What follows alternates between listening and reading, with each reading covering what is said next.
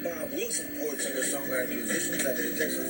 1968, over 25,000 original poems of the song. I'm the DJ for the Bob Wilson Nation.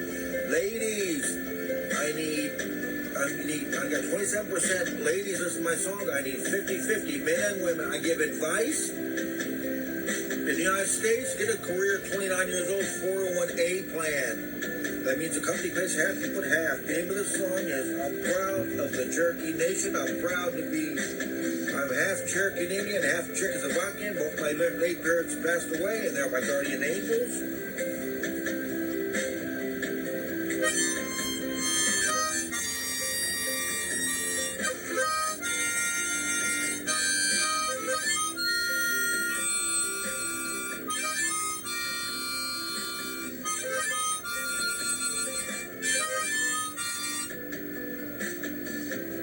My late daddy, an orphan at 9 years old, full-blood Cherokee Indian.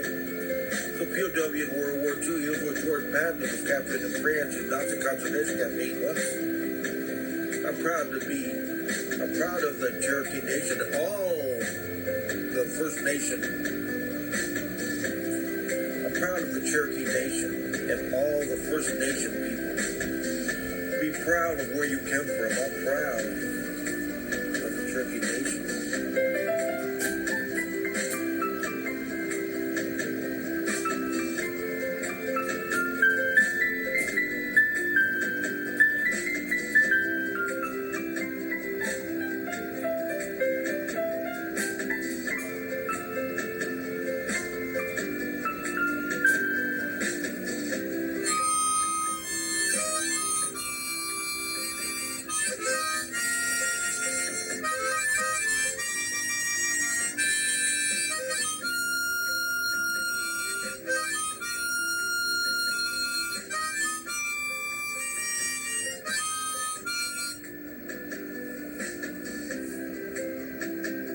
First Nation people were here in America 1,000 years before Columbus.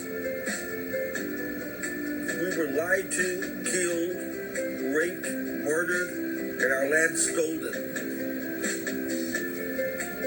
I'm proud of the Cherokee Nation and all the First Nation people. Be proud of where you came from. I'm proud to be the Cherokee Nation. I'm proud of the Cherokee Nation and all the First Nation people. Be proud.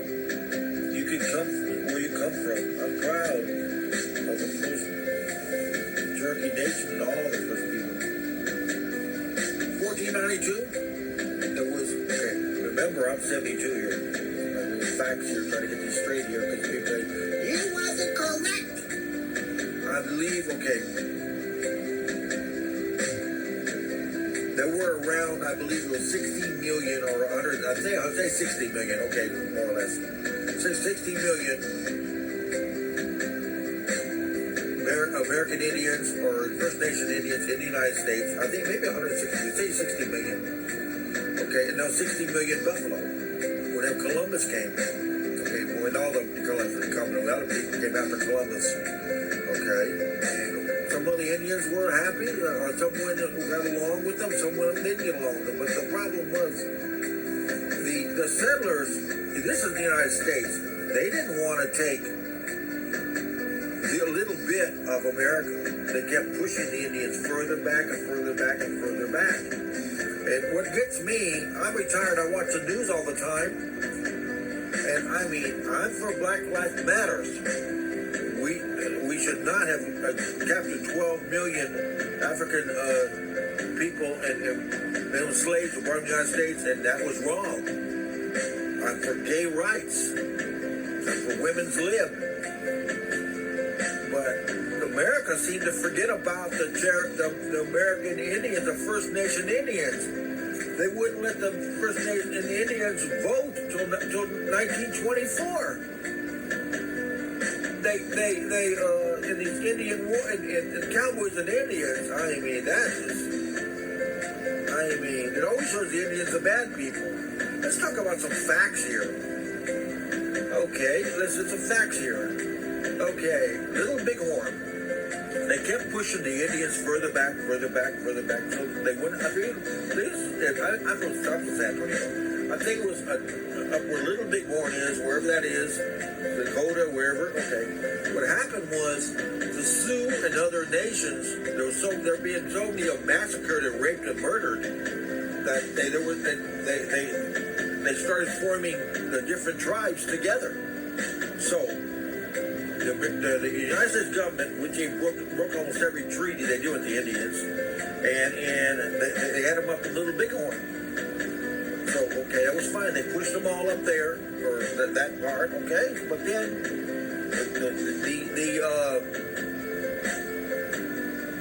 the government, the United States government found there was gold up there. So let's say, well, we're going to break the treaty with them, so we're wanting to get them out by a certain date. So they got General Custer, who was a has-been anyway. Look, General Custer, what he wanted to do was kill the women and children first. That's his goal. So he took his men over there, and he was going to kill the women and children, but he didn't know there were so many Indians. So the Indians fought back, and the Indians won. So the United States government said, wait a minute. Those stupid Indians fought back when we were massacring them. So they brought the whole United States Army to wipe out that. So it's a disgrace. Little Bighorn. Wounded Knee, I believe it's Wounded Knee. Okay. The United States government told the Indians to move off the reservation. So the cavalry came. The United States Army, the cavalry, they came. And all the Indians lined up. And they put all their weapons. And they searched all the teepees to make sure they got all their weapons. So then after that, they opened up Gatling guns, machine guns, and slaughtered the men, women, and children.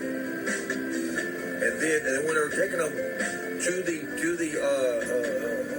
some of them were still alive, and they're like the army place where the surgeons would work on them, and they said, I've seen battle, I've seen civil war where we were patching together 12 and 13-year-old kids, but not children, not 70-year-old Indians and 5-year-old Indians being slaughtered. It's horrible. And then, okay, so the American government says, okay, the American Indians, they were nomads. See how much time I have on this one.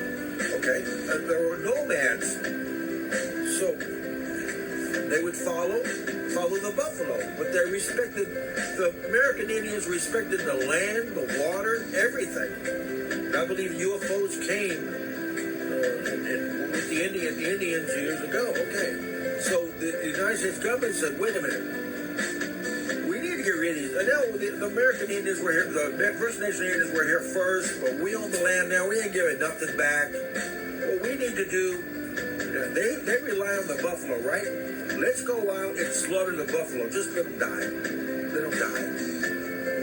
If we starve out the Indians, then they'll die and go away or whatever. And also, buffalo hide was a big thing in the East, like New York around there. So they started slaughtering buffalo and everything. Okay. I do all comments, 100,000 comments on all my songs. This is my favorite. This is keyboard number 1. Thank you, Sid, again. He fixed my keyboard. My favorite keyboard out of 6 keyboards. Little Texas. Bob was a studio. Peace out.